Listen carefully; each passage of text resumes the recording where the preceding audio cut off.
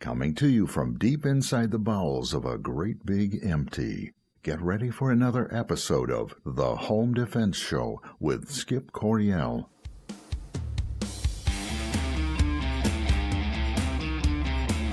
Hello, American families. Welcome back to this week's episode of the Home Defense Show. I'm your host, Skip Coryell. And if you love your family, care about them deeply, and want to learn how to protect them in every facet of your life, then you've come to the right place. We've got a great show for you today, and I know that you're going to love it. First off, we've got Skip's Brain. I'll tell you all about what's happening inside the deep, dark recesses, the caverns, the chasms of what is my mind. We'll talk about what is in the news. And then on segments 2 and 3, we have Steve Dulan, attorney, and Brady Schickinger, executive director of Michigan Coalition for Responsible Gun Owners. We're going to be talking about quite a few different topics with them, including the status of constitutional carry. Okay, but first, Skip's Brain. What's going on in there? Someone should turn on the lights so I can see. I have redecorated my recording booth here. My studio has a new look in honor of the October 1 bow season opener. That's right, I have camouflaged the studio.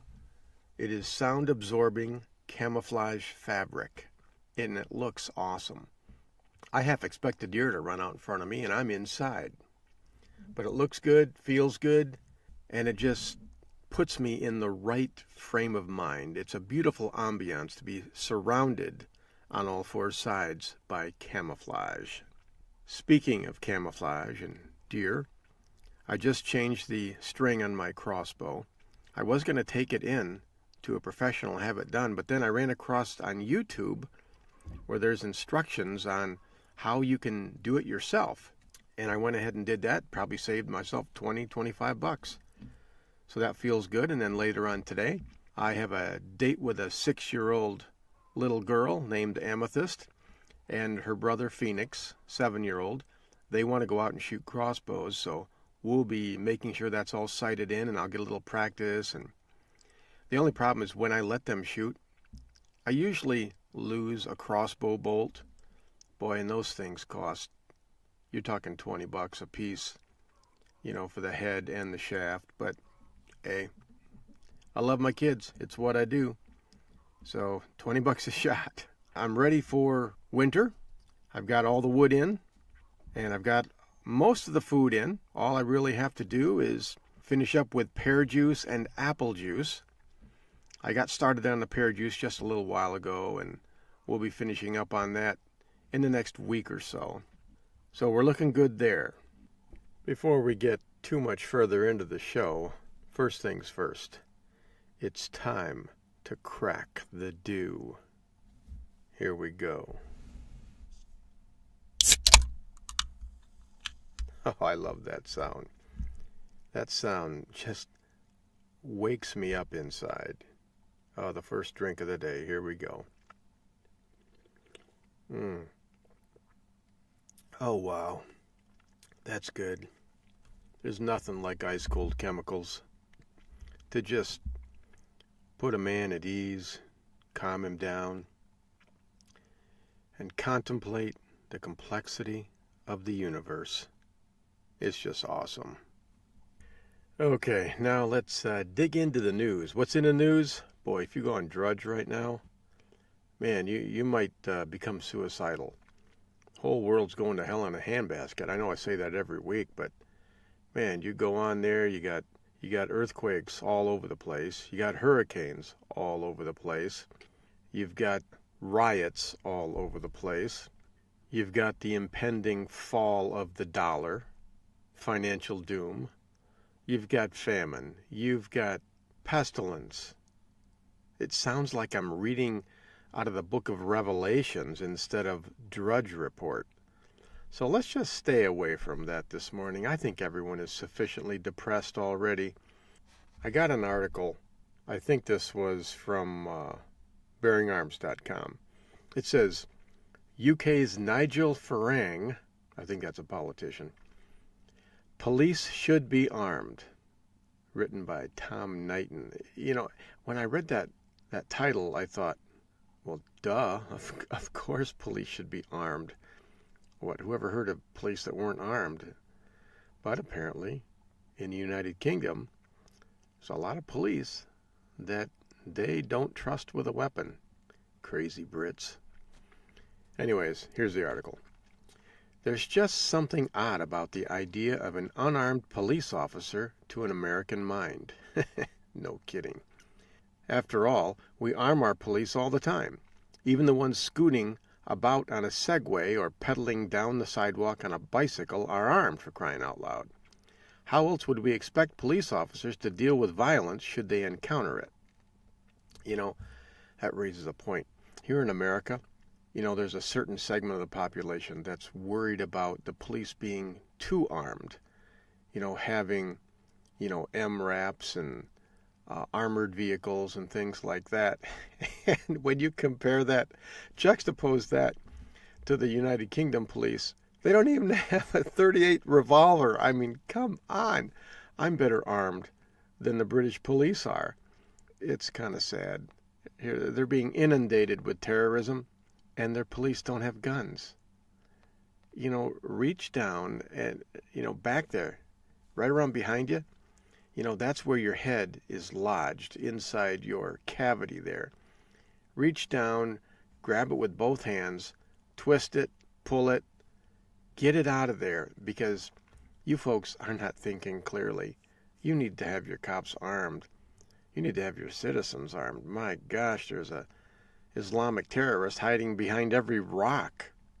But it's important to remember that what's the norm here in the U.S. isn't necessarily normal everywhere, especially when it comes to firearms. The UK, for instance, doesn't arm many of its police officers. However, one UK politician thinks it's time for that to change after the most recent terrorist attack in that country. One politician? Oh my gosh. I think I'm going to hurl. Well, I've often wondered, why in the world, why the flying lip lock does the rest of the world want to go unarmed? And then this past week, someone emailed me an article. I think it's an essay. I don't even know who wrote it. They sent it to me, and it says, why does the U.S. think gun ownership is an inalienable right, given that literally all of the developed world doesn't feel the same way? Well, I read that title and I thought, well, what, we're supposed to vote on it now and just give up our sovereignty? If the rest of the world doesn't think we should be armed, then, well, we should just bow to the majority. The world is not a democracy. In fact, most of these countries are either socialist or communist or fascist. So why would we want to be like them? But anyways, this guy makes a good point.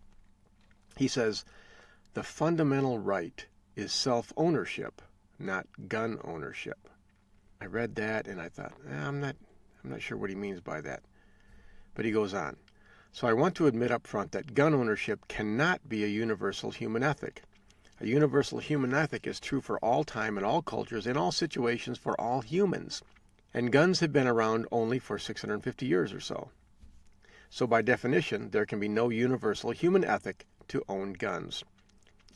Gun ownership is not a fundamental human right, but a derived right from a universal human right, the right of self-ownership.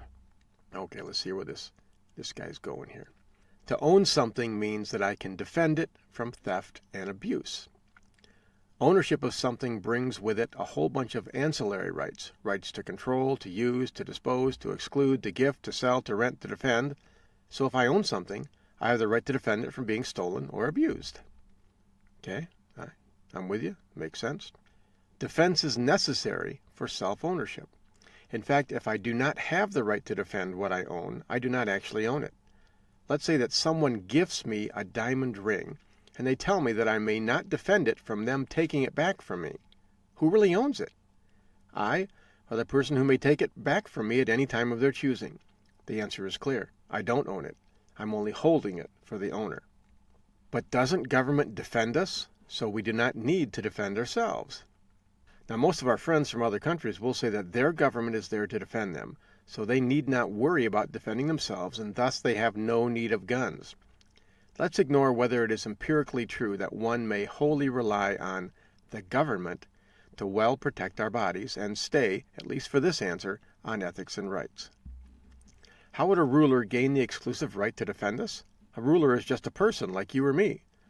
While he clearly owns himself and may thus defend his own body, he does not, at least when we start out, own me. How does he derive the right to defend me? Interesting. Rulers act like owners, not like agents. But rulers often act quite a bit differently than agents would. They act as though they have the right to defend us, and we are not allowed to defend ourselves unless they give us permission. They are in effect acting as though they own us, and we are at best their agent, sometimes authorized to protect their property rights and us. This perspective of a citizenship's relationship to her ruler violates the universal human ethic of self-ownership. It is this violation of self-ownership that Americans reject, and we do so by retaining our right and ability to protect our own bodies, even when our rulers provide what they insist, but can be debated, is excellent, first-rate, can't be beat, no need for a backup plan protection service. And we retain our right and ability to protect our own bodies, even from our rulers, even as they insist that they would never, ever in a million billion years think of treating us like their owned property. But the whole world disagrees. Now, the opposition points out that there are many people in many countries who disagree that we humans have the right to effectively defend our own bodies from anyone, let alone from their rulers. The implication is that, because so many people disagree with us, we must therefore follow their lead and turn over our right to defend ourselves wholly to our rulers. The thing about universal human rights is that they are true no matter how many people violate them. There was a time when people ignored self-ownership so much that in almost every single country in the world, almost everyone supported slavery. That self-ownership was so commonly violated, however, did not mean that self-ownership was not still a fundamental universal human right, even in those days. We libertarian Americans would have said, I don't care how many of you are violating fundamental human rights, you are still wrong. We each own ourselves, no matter how many of you think we don't. Even if everyone in the world succumbed to government indoctrination and sophistry to believe that we do not own ourselves, it would still not change fundamental universal human ethics. But that's not the case right now, and we're just happy that one small part of the world still grudgingly recognizes our human right to defend the most important thing we own, ourselves. And we are not particularly interested in giving that up. Man, this guy makes a very good point. All of our human rights, it's about self-ownership. Either we own ourselves or we don't own ourselves. If we own ourselves, then we have the right to protect ourselves. And whether we choose to protect ourselves with a gun or with open hands or with a club, it doesn't matter how we choose to protect ourselves. The point is, we have the choice. And if Belgium and France and Germany, the rest of the quote-unquote civilized world, they don't want to protect themselves, if England doesn't want to arm their cops, fine. Have a nice day, drive safely. But I am not going to follow the lemmings off the cliff, okay? I got my gun. I am keeping my gun, and I'm going to protect my family with any means necessary. Enough heavy stuff here. We're about out of time for this segment, so let's take a little break here. While I am gone, I want you to go online, look up the Declaration of Independence for the United States of America, and I want you to read that, memorize it, take it to heart, because we need to become revitalized. We are our own owners. America owns America, not the rest of the world. All right, folks, when we come back, we will have Steve Dulan and Brady Schickinger from Michigan Coalition for Responsible Gun Owners. This is Skip Coryell with the Home Defense Show. Don't go anywhere. We will be right back.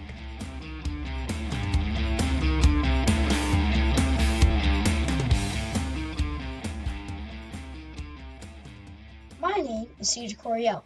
Welcome to the Home Defense Show with my dad, Skip Coryell. Don't go nowhere. We'll be right back.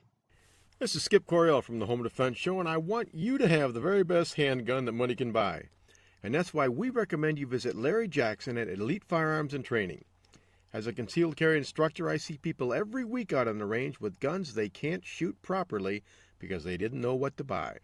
That will never happen at Elite Firearms and Training. Larry Jackson will personally fit you with your very own personal defense pistol. So call Larry Jackson today at 616-299-8715 or visit elitefirearms.us. This is Skip Coryell from the Home Defense Show, and I want to talk to you about keeping your kids safe around guns. I've never been a big fan of trigger locks, but I have to tell you, I have found a product called Child Safe One. It's a trigger blocker, not a trigger lock, and it works fantastic. I tried it out on my kids, and they could not get the Child Safe One off the training gun. I gave them 5 minutes. I sat there and I watched them, and they couldn't do it. Folks, I am satisfied, more than satisfied, that my kids are safe around Child Safe One. Here's the good thing about it. I can get that lock off the gun in under 2 seconds, but my kids can't even figure out how it works. Child Safe One is a win-win for everyone in the family. My wife's happy because she knows the guns are secure. My kids are happy because they're safe. And I'm happy because when the wolf comes a knocking, I've got that gun cocked, locked, and ready to rock in less than 2 seconds. So go to globalgunsafety.com and get Child Safe One today. That's globalgunsafety.com. Check it out now and tell them the Home Defense Show sent you.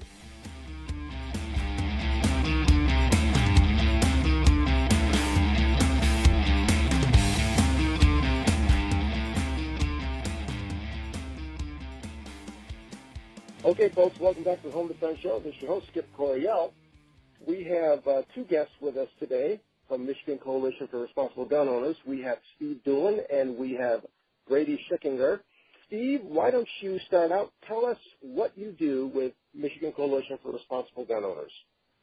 Sure. I'm a member of the board of directors and have been for quite some time. I'm also a member of the board of the MCRGO Foundation, which is a charitable foundation, and contributions are tax deductible to the MCRGO Foundation, and we spend that money on litigation and education.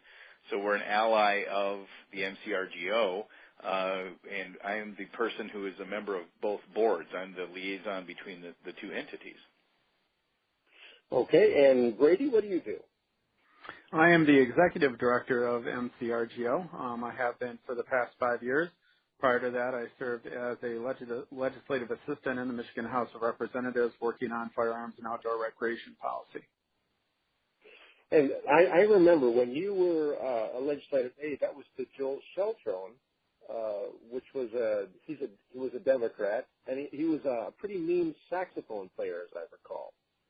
Yeah, he was. That was back in the day when there were a lot of Democrats that were still pro-Second Amendment. Of course, that has changed since the 2010 election and the subsequent elections for that. Both political parties have become more polarized, but, you know, people know I come from a Democratic background, and they say, well, he's a Democrat, he must not be pro-gun, but they don't remember there was a time 10, 15, 20 years ago when there were many pro-gun Democrats, especially from our district in northern Michigan. Well, I'd like to have some more pro-gun Democrats out there. So, but hey, what we want to talk about today is we want to talk about Michigan Coalition for Responsible Gun Owners, you know, what you're all about, what's your mission, a little bit about the history. And Brady, I think we'll start out with you on that. Sure. MCRGO came about in November of 1996. Prior to that date, for about 10 years, various groups in Michigan, including the now defunct Grassroots organization, had been attempting to get shall-issue concealed carry passed in the state, and they were making no progress at all. And in November of 1996, several members of those different organizations got together in one gentleman's basement and came up with a new strategy of approaching the legislature in order to secure shall-issue concealed carry. And they formed this coalition, which now is the Michigan Coalition for Responsible Gun Owners, to take a more pragmatic approach to getting legislation passed in the state. And they were amazingly successful with their new approach. Within 4 years, the shall-issue concealed carry was passed in Michigan. Shortly after that, Michigan passed the Costal Doctrine and Stand Your Ground. MCRGO won the landmark case, MCRGO versus Ferndale, which set preemption in stone in the state, in which all future preemption cases have descended from. And the organization, by taking a professional, pragmatic approach to gun reform, has gone on to be one of the leading state firearms organizations in the country. Yeah, I remember back then. I was in on that fight, but I wasn't yet with MCRGO. At the time, I was working with Ted Nugent's group, Ted Nugent United Sportsmen of America. I don't think I was a state director yet. I was like an area director over several counties. But we did work closely with MCRGO on doing that. And one of the things you already mentioned, the big struggle was there were groups that wanted all or nothing. And my experience with that when it comes to politics, if you hold out for all or nothing, you almost always end up with nothing. And I'm quite happy with how it turned out. I mean, there's more ways that we can go further still. But I'm grateful that you guys took the lead on that and took that approach because, boy, you can't argue with the results. It's definitely turned out well for Michigan. Now, what happens with MCRGO now? I mean, you've got, several different groups in MCRGO. How do they work? Well, we have three focuses for the organization: education, litigation, and legislation. On the education front, in July of last year, MCRGO established its training program. For years, we had been recognized by the Michigan State Police as a training organization and authorized to provide CPL training, but we didn't. We knew the NRA had a program in place.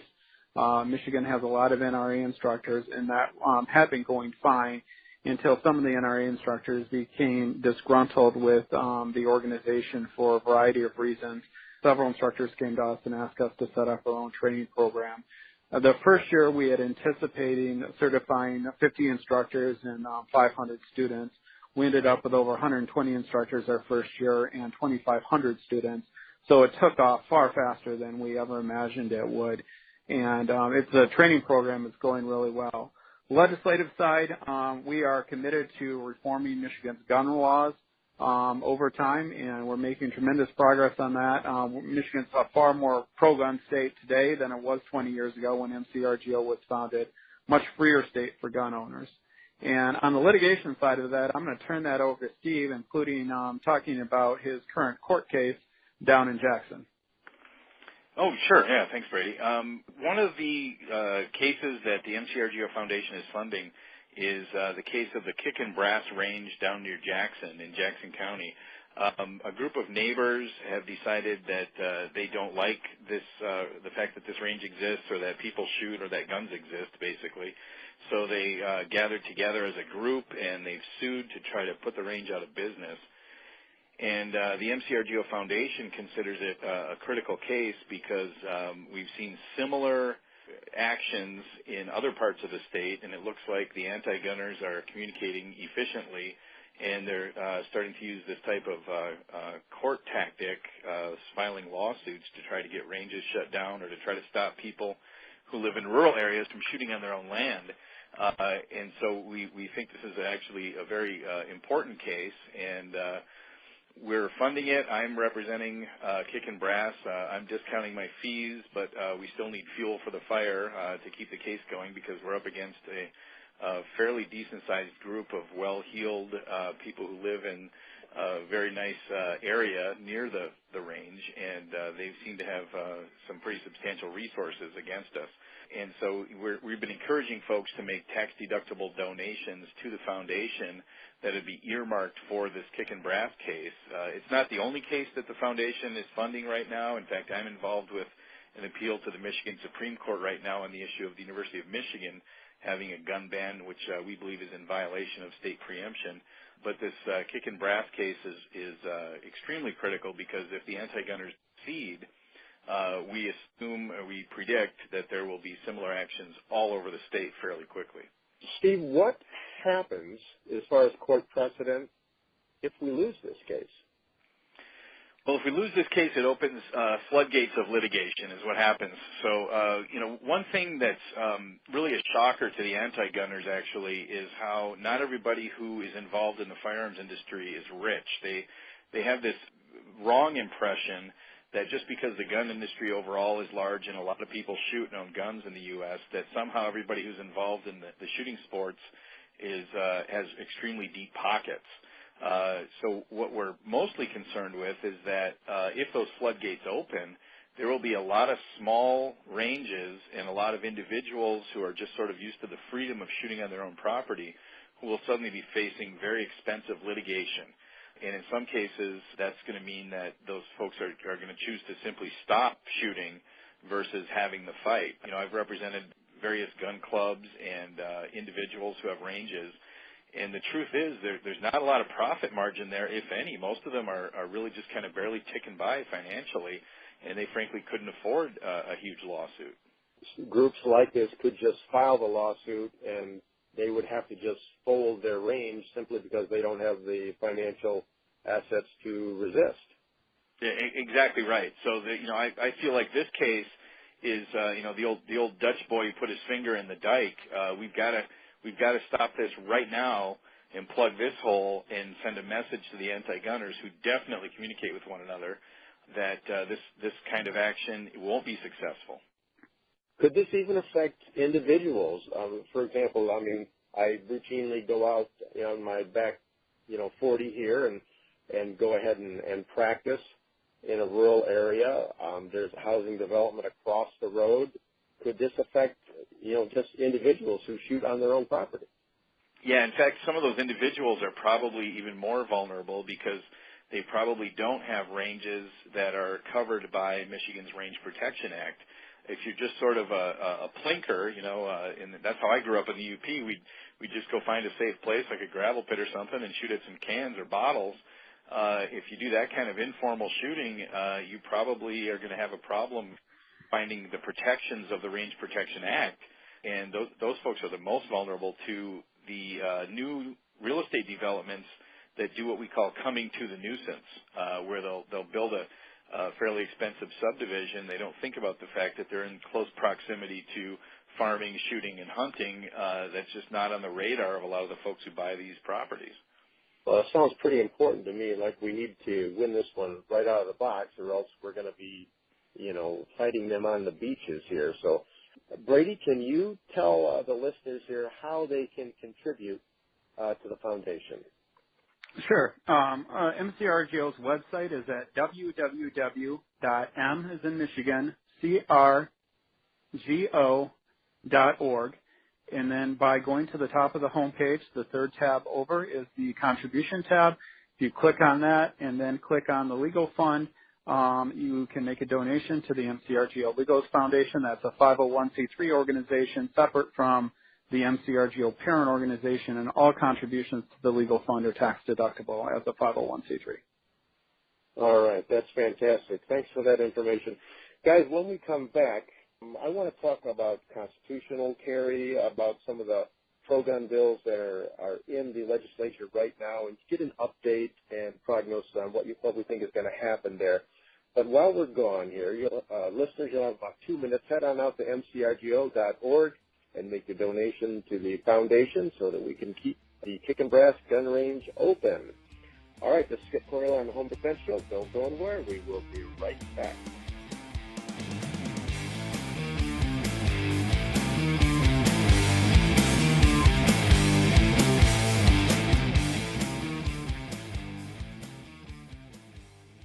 This is Felix Coryell on the Home Defense Show. Always use guns safely and wisely. Stay tuned. We'll be right back. This is Skip Coryell from the Home Defense Show, and I want to talk to you about keeping your kids safe around guns. I've never been a big fan of trigger locks, but I have to tell you, I have found a product called Child Safe One. It's a trigger blocker, not a trigger lock, and it works fantastic. I tried it out on my kids, and they could not get the Child Safe One off the training gun. I gave them 5 minutes. I sat there and I watched them, and they couldn't do it. Folks, I am satisfied, more than satisfied, that my kids are safe around Child Safe One. Here's the good thing about it. I can get that lock off the gun in under 2 seconds, but my kids can't even figure out how it works. Child Safe One is a win-win for everyone in the family. My wife's happy because she knows the guns are secure. My kids are happy because they're safe. And I'm happy because when the wolf comes a-knocking, I've got that gun cocked, locked, and ready to rock in less than 2 seconds. So go to globalgunsafety.com and get Child Safe One today. That's globalgunsafety.com. Check it out now and tell them the Home Defense Show sent you. Wouldn't it be wonderful if life was like the movies and the good guys always won? In today's world, if you're forced to use your firearm to protect yourself, you will need protection. Firearms Legal Protection is here for you. FLP provides you with seasoned, experienced attorneys that handle your criminal and civil matters as a result of you protecting yourself. FirearmsLegal.com provides its members with uncapped attorney's fees, bail bond protection, and coverage in all 50 states. We are not a reimbursement plan. You can access uncapped attorney's fees for as low as $10 a month. Firearms Legal members are provided with educational services, training videos, and access to our vast national attorney network. While you're protecting yourself, let Firearms Legal protect you. Listen up, folks. This is important.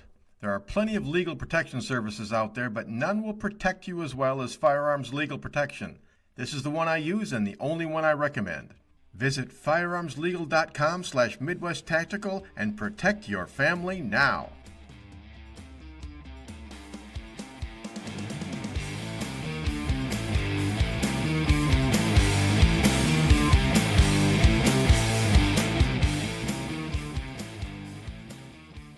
Okay, folks, this is Skip Coryell on the Home Defense Show. Welcome back. We are speaking with Steve Dulan and Brady Schickinger from Michigan Coalition for Responsible Gun Owners.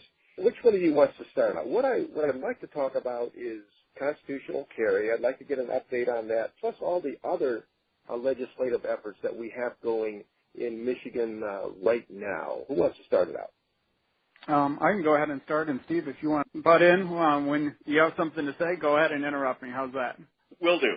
Yeah, constitutional carry, that is the big item, big ticket item this legislative session. This legislative session started on January 1st, and it will go through until the lame duck session in December of 2018.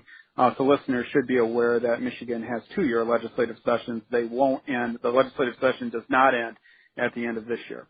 So constitutional carry. Last session in 2016, we saw the very first constitutional carry bills introduced in Michigan.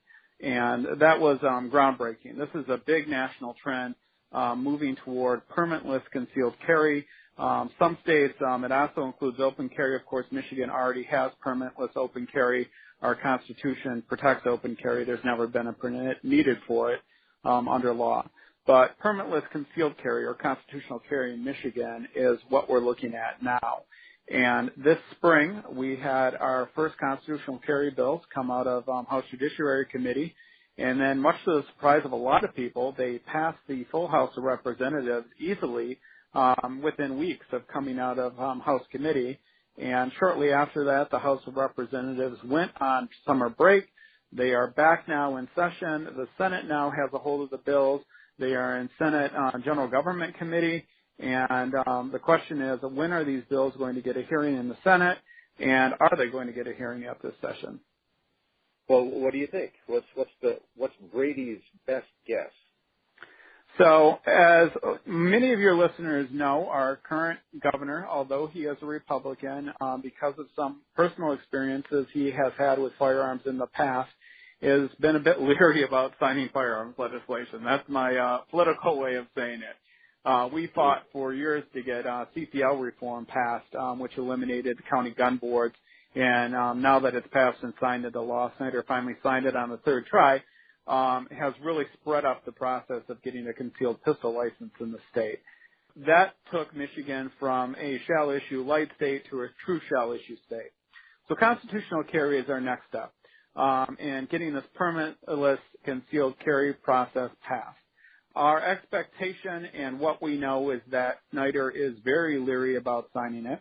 Snyder is coming to the end of his 8 years as governor. He'll be term limited at the end of 2018. So we have little time left in his tenure as governor to get the bill signed. In order to get those bills signed rather than vetoed, we're probably going to have to cut some type of deal with them, or more specifically the Senate is going to have to cut some type of deal with him to get these bills signed. We would rather not compromise anything in the constitutional carry bill, so it's probably going to have to be on a unrelated subject. It's the thing about, politics is like making sausages. So it's a very good chance we're not going to have constitutional carry actually pass the Senate and go to the governor's desk until sometime in 2018. But we're hopeful of it getting past this session. Well, the way the bill is right now, what does constitutional do for us, and what does it not do? Right, and there's a big difference between constitutional carry and concealed carry with the CPL, and I'm very glad you asked that question, Skip, because a lot of people don't understand that. For anybody wondering, should I wait to get my concealed pistol license because of this constitutional carry legislation, my answer to them would be definitely not. Basically, what constitutional carrying is doing is it decriminalizes concealed carry without a permit as long as the person otherwise would be able to get a concealed pistol license. What it does not do that a concealed pistol license does allow is reciprocity with other states, which means if you go into Indiana, you go into Ohio, you go into most other states in the country, without a Michigan concealed pistol license, you're not going to be able to carry concealed in those states. A concealed pistol license will grant you that ability. Constitutional carry will not. Constitutional carry also does not allow you to carry in a number of pistol-free zones that a concealed pistol license provides you an exemption from. For example, walking into a bank or credit union. If you have a concealed pistol license, you're good to carry there, openly or concealed. If you don't have a concealed pistol license, that's a pistol-free zone. You cannot carry there. Concealed or a CPL will allow a person to borrow another person's pistol. For example, Skip, if you wanted to lend me a gun for one of our legislative CPL classes, I could borrow that gun from you without you not being there because I have a concealed pistol license. If I did not have a concealed pistol license, you would need to be there with your pistol in order for us to use it. And finally, concealed pistol license also bypasses you from the process of having to get a purchase permit to buy a pistol from a private seller. Now, Steve, did he miss anything? Nothing. Not surprisingly, Brady nailed it. Well, that's good. It makes me nervous when there's an attorney on the phone judging me. Well, Steve, you're also a trainer as well, aren't you? Well, I'm a certified military rifle instructor, and that's because for 5 years I was a volunteer trainer of squad-designated marksmen for the U.S. Army, working with the Army Marksmanship Unit. But I'm not actually a CPL trainer. I do teach the legal portion, and I did participate in making the legal video for the MCRGO CPL program. But I'm not actually a certified CPL instructor. Yeah. Well, okay, here's my concern. I'm going to preface this by saying I'm all for constitutional carry. I support this bill. I want it to pass simply because it's the right thing to do. It's what the Founding Fathers would have wanted, and, you know, it is our basic human right. So I don't think we should need permission from the government to protect ourselves. Having said that, I'm a Second Amendment activist, but I'm also a firearms trainer. And I know that if you're going to do this, you should also be trained. But I've had so many people, for example, right after, the week following when the House passed the constitutional carry bill, I had a class of 24 concealed carry students, and the day after the House passed that bill, I had 8 of the 24 call and tell me they no longer needed to take the class. They were just going to wait until this bill was signed into law. And, you know, that really bothers me, not because I make my living, you know, from that, but because I know people don't know what the laws are, and they're going to get themselves in trouble if they don't have some type of training, and they just say, well, okay, I'm going to go ahead and permitless carry. It's my right to do that. I mean, I had a guy just yesterday. He was open carrying, and he pulled up to the place of employment there, and he stepped out of his truck with the pistol on his hip, and I asked him, I said, oh, do you have the CPL? He said, no, I'm open carrying. And I said, well, you just got out of your car. And he says, yeah, so. And, you know, we had this discussion, and people think they know the law, but they really don't unless they listen to an expert talk about it. like some type of trainer or like someone like yourself, Steve. So that's my concern. Is there something that MCRGO has? Are you thinking about this? What can we do to educate people so that they know, so that they get some type of training, even if they are going to permitless carry? Sure. And one thing I need to say from the beginning is MCRGO's Board of Directors has voted to support constitutional carry, even though we're a training agency. We understand that self-defense, armed self-defense, is a natural human right. It's also a right guaranteed by the Second Amendment of the U.S. Constitution and Article 1, Section 6 of the Michigan Constitution. Nowhere in the Michigan Constitution does it say the right to bear arms is restricted only to open carry. It's our feeling that that right to bear arms, that constitutional right to bear arms, includes both open carry and concealed carry, even though we recognize that's not the current legal reality with concealed carry, and that a person should not be required to, mandated by law, to take a class and to get a license in order to exercise a constitutional right. At that point, it's no longer a constitutional right, it's a licensed privilege. So MCRGO supports constitutional carry. That being said, our rights go along with responsibilities as citizens. And part of those responsibilities of being a gun owner is to get training, even if it's not mandated, to get training, get legal training, understand the laws regarding carry outside the home, and to get to the range at least once a month and practice on your primary carry gun.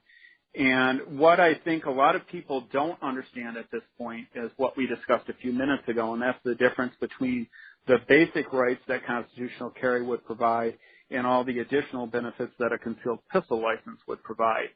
And when we talk to some of our other state organizations on states that have passed constitutional carry, like Idaho and Arizona, they tell us that when constitutional carry was passing, they saw similar things to what we're seeing in Michigan right now. People aren't quite sure what it means, but shortly after that, the number of people seeking training actually increases from what it was prior. And the number of people going out and getting voluntary concealed pistol licenses goes up as well, because people want those additional benefits that a concealed pistol license provides, like out-of-state reciprocity. So we are seeing right now a fall off in the number of people taking CPL classes, because they think that constitutional carry will mean they're not going to need a CPL. They're going to find out in time that they're mistaken, and they're going to want to get the training anyway and probably go on to get that CPL. Yeah, I think that the big challenge is going to be educating people on what they're missing out if they don't get the training, because people don't know what they don't know. People will come to my class and they'll think, I'm only doing this because I have to, and then they'll get done and they go, wow, I had no idea there was so much that I needed to know that I didn't know. So, and MCRGO, you're good at instruction, at education, so I'm hoping you guys will take the lead on this and get on out there ahead of the wave and let everyone know, because that reciprocity right, that's a big deal, because with our Michigan permit we can carry in 40 states, so that's a big deal. Well, we are about out of time here, but Steve and Brady, thank you very much for being on the show. Brady, one more time, give out the website. So people can join MCRGO if they'd like to. Right. It's www.mcrgo.org, and we are also on Facebook under Facebook/MCRGO. And folks, don't forget to log on there and give to the foundation for Kick and Brass gun range, so we can defend our firearms rights. Steve, Brady, thank you very much for being on the show today. Thanks, Skip. All right, folks, this is Skip Coyle on Home Defense Show. We're going to be gone for about 2 minutes. While we're gone, go on to MCRGO.org and sign up as a member. It's important. You need to help us protect your Second Amendment rights. This is Skip Coyle on Home Defense Show. Don't go anywhere. We will be right back.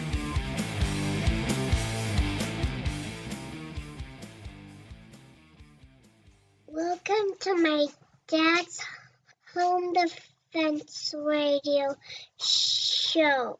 You're gonna love it. Hey folks, this is Skip Coryell, host of the Home Defense Show. I want to tell you about my book, Civilian Combat, the Concealed Carry Book. More and more people across the country are seeing the dangers in society and deciding to carry concealed to protect themselves and their families. My new book lays it out step by step. It'll teach you how to protect and defend the ones you love. Get the benefit of 17 years of teaching experience and a lifetime of training for this important role in society and in your family. You can get Civilian Combat real easy. Just go to Amazon.com, search on Skip Coryell Civilian Combat. It'll pop right up there. Don't put it off any longer. Get Civilian Combat, the Concealed Carry Book, by yours truly, Skip Coryell. This is Skip Coryell from the Home Defense Show, and I want you to have the very best handgun that money can buy. And that's why we recommend you visit Larry Jackson at Elite Firearms and Training.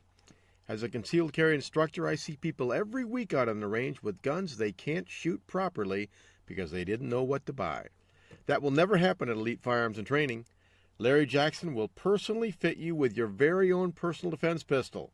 So call Larry Jackson today at 616-299-8715 or visit elitefirearms.us.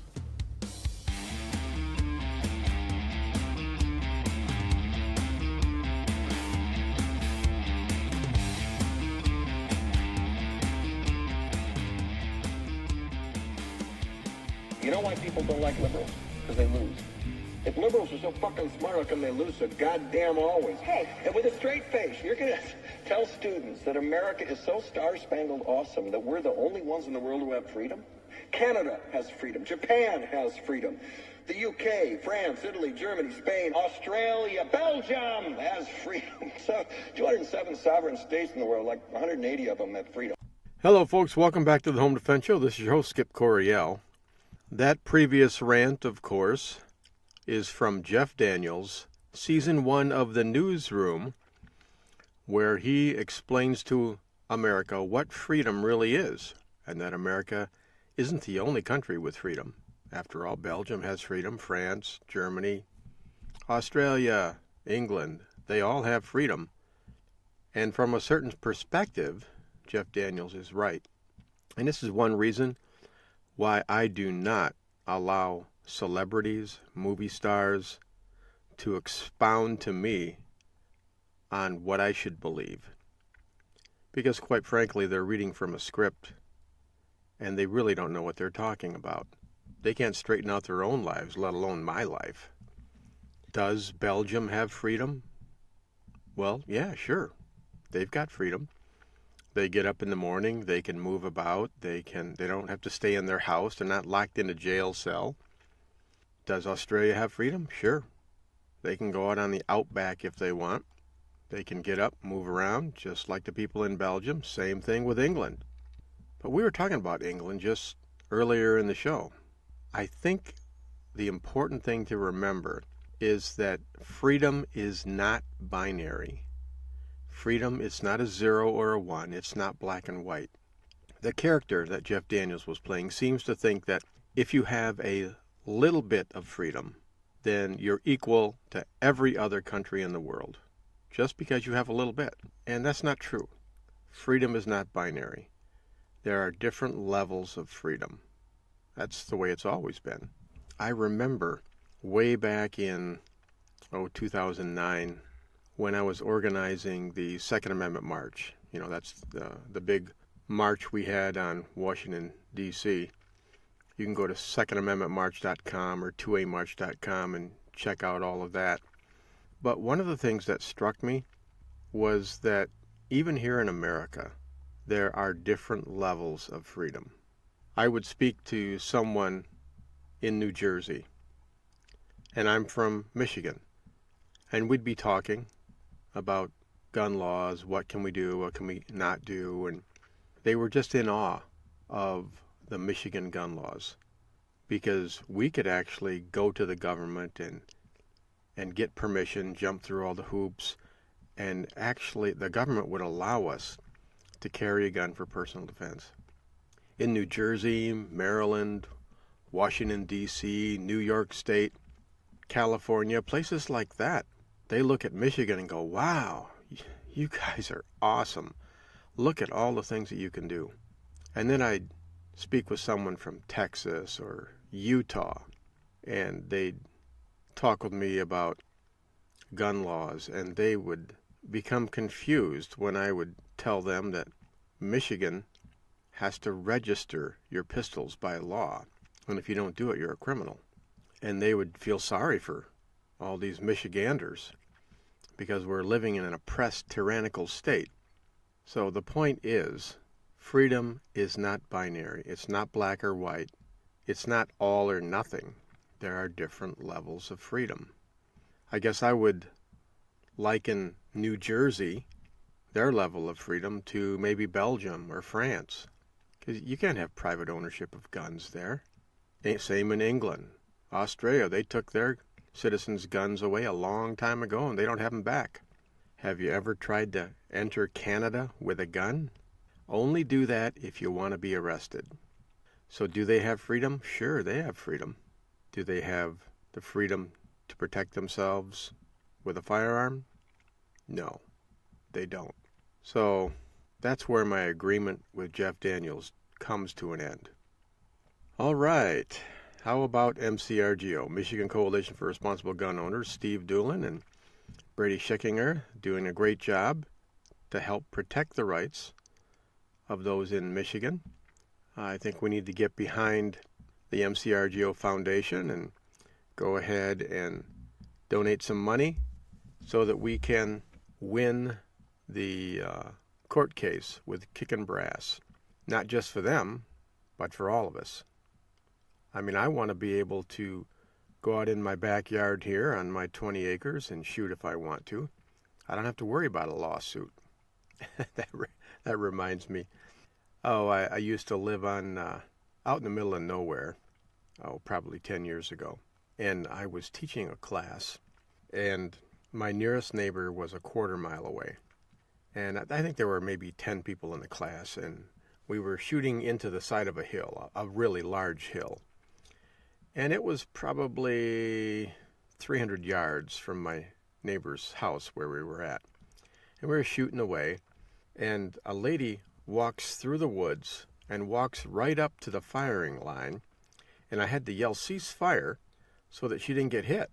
I yelled, "Cease fire, cease fire." Everyone stopped. I had them clear their guns, and this little old meek lady, she walked up, and she very calmly said, "I would like you all to stop shooting now." And I said, "Why?" And she said, "Well, because it's making a lot of noise, and it just bothers me, and I don't want you to do it anymore." And everyone in the class is looking at her like she's crazy. I mean, this is a concealed carry class. And I said, "Ma'am, I can't do that. And these people are in a class. I'm teaching them how to shoot." And she says, "Well, that's okay, but I don't want you to shoot anymore. It bothers me. So please stop shooting right now." And I said, "Ma'am, I can't. They paid me money for this class. I can't just stop shooting." And she says, "Well, I'm sorry. I must insist that you stop shooting right now." And I said, "Ma'am, okay, I tell you what I'll do. I will move the gun range to the other side of my house. That'll be another 150 yards away from your house, and we'll shoot inside this big ravine, so you'll hardly hear it at all." And she said, "No, I'm sorry, that's not good enough. I need you to stop shooting and just not shoot ever again." And folks, this is out in the middle of nowhere. I mean, I had, she was a quarter mile away. My closest neighbor on the other side was probably a half a mile. And this is all woods and corn and soybeans. And I just couldn't believe that she was doing that. And the funny thing about it is, this was right around Easter time. So I kind of had a theme shoot there just for fun. I had taken little stuffed Easter bunnies. They were about 12 inches tall. And I had clipped them to the target stands. So everybody was shooting these little stuffed Easter bunnies, and they were jumping all over every time they got hit. I guess that's morbid, but hey, it's who I am, and I thought it was funny, and I liked it. Don't do that with your kids, though. They don't understand. So this lady, we just had to agree to disagree, and she went away. And then the next month, when I had my class, I have about 7, 8 students inside my home in the living room, and there's a knock on the door. And I answer the door, and there's a man there that I don't know. And he said, "My name is so-and-so, and I'm the code enforcement officer for this county. And before I say anything else, I want to sign up for next month's class." And I said, "Okay, yeah, that's fine. We can do that." And then he said, "The bad news is that you're in violation of county codes, and I have to shut down your class. You'll have to do the shooting portion somewhere else." And I said, "Why? Is there a noise ordinance or something?" He says, No, it's not zoned for commercial use, and you're making money off these classes." And I knew right away what had happened. This disgruntled lady, she had moved to this rural county from Detroit. And so she moved there to get peace and quiet and to have, she probably didn't like the smell of manure either. But hey, when you move to the country, there's certain things that you have to do. I mean, it would be like me from the country moving to Detroit and demanding that everyone be quiet and not honk their horns and not make traffic noises and things like that. It's just crazy. But this one lady effectively shut me down. And so I had to have my classes somewhere else, which I did. The law is the law. And about a week later, I had my neighbor stop by. This was the neighbor who lived on the other side from me, so 2 doors down. And he lived about a half a mile away from me. He stopped in, and this guy is about 6'6". He probably weighed 400 pounds. And he had a lumber mill there. And he said this lady took him to court and tried to shut down his lumber mill because he was using hammers and saws, and the noise was bothering her. And the guy, he was just about as redneck as you can get. And he said, "Listen, I got an idea." I said, "Oh, what's that?" He said, "How about every time I hear you shoot over here," because I could still shoot there because there was no noise ordinance. I just couldn't make any money at it. He says, "Every time I hear you shoot, I'll start shooting on the other side of her. And when you hear me shooting, you come out and you start shooting too." And I thought, well, okay, we could do that. I suppose that's spiteful. But you know what? This lady really aggravated me. So we did that for about 2 months. Every time I heard him shooting, I'd come out there and I'd shoot. And we're talking rapid fire stuff, AR-15s. That sounds like full auto. 9 millimeters. I just bam, bam, bam, bam, bam, bam, bam, just for like an hour at a time. Within 2 months, we saw a for sale sign on her on her front lawn. And the lady, she sold her house and moved back to Detroit to get some peace and quiet. And I thought, oh, that just does my heart good. And the new guy that moved in, he was a bow hunter. We got along just fine. And, but that's the way that it is. People don't all think like me. But hey, I'm unique. I'm special. Okay, folks, one more order of business before I close off for this week. I promised Brady that I would talk about the Fall Firearms Festival for Michigan Coalition for Responsible Gun Owners. That is going to be held on September 30th from 11 a.m. to 5 p.m., and that will be at the Multi Lakes Conservation Association. They're going to have a picnic. They're going to have vendors with tables selling things. They're going to have shooting competitions. Looks like pistol, shotgun, and rifle. Winners get prizes and all that stuff. But hey, it looks like a good time. So hey, if you want to check that out, go to MCRGO.org, and you can click on Fall Firearms Festival, and that will give you all of the details. Okay, folks, we've had a good time today, and I appreciate you coming. Next week, we are going to have John Correa from Active Self-Protection. He's going to speak about the importance of open-handed defense. Sometimes you can't get to your gun. Sometimes you get ambushed. You don't have time. You get taken to the ground. That's where open-handed skills come in. John's going to talk about that and tell us what we need to know. So look forward to that. That about wraps it up for this week's episode of the Home Defense Show. Until next week, remember your purpose in life is to find something greater than yourself and serve it. Always remember God, family, country in that order. It's important how you live, but it's equally important how you die. Your family and the ones you love need your protection, so train, always train, stay alert, stay alive. Until next week on the Home Defense Show, this is your host, Skip Coryell. God bless you. God bless your family. God bless America.